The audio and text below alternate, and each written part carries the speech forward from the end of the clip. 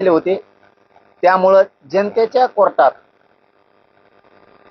जनतेच्या प्रशासनात खरं काय हे सगळ्यांना माहित. उद्या तुम्ही खोटं ठरवता, खरं ठरवता, तपासात काय असेल आम्हाला नाही माहित.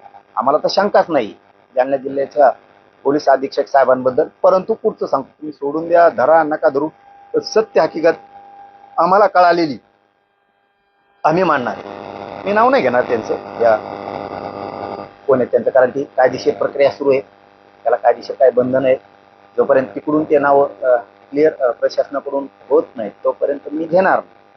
फक्त धरले दोघं एवढाच मी शब्द वापरणार, या दोघांना काय केलं त्याच्याबद्दल. बीडचा एक कार्यकर्ता आहे का पीए,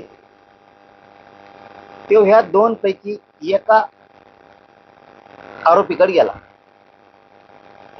आणि त्याला सांगितलं आपल्याला जायचं. इथून खरी ही सुरुवात झाली. यांची ह्या दोन आरोपी यांची आणि त्या बीडचा पीए हे का तो कार्यकर्ता मला माहित नाही, त्यांनी याला नेलेलं यांना. आणि ही खरा घटनाक्रम इथून सुरू झाला. त्यांनी हे सगळं माझं शोधत होतं. त्यांना 3 प्रकारात दिली. आधी ते सांगतो मग घटनाक्रम सांगतो, कारण हे राज्यासाठी, पत्रकार बांधवांना, तुमच्यासाठी सुद्धा आहे. कारण बऱ्याचशा व्यक्तीचे त्याच्यात नाव आहे, म्हणून थोडासा वेळ जाणार आहे आपला प्रेसमध्ये, पण आपल्याला हे महाराष्ट्रासाठी हादरवणारा विषय आहे.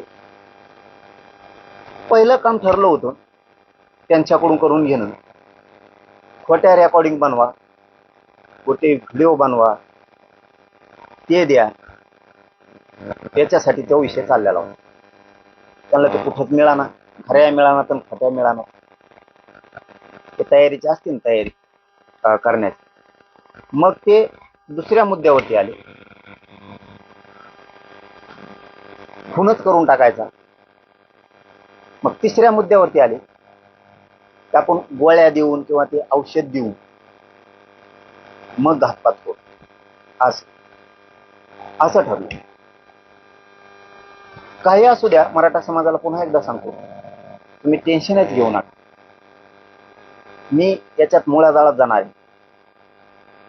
तुमच्यासाठी सगळी घाण, तुमचे पुढं लेकरं आहेत, नातू आहेत, हे सुखासमाधानानं असल्या टेन्शन पासून मुक्त झाले पाहिजे, असल्या नीच अवलादी संपल्या पाहिजे.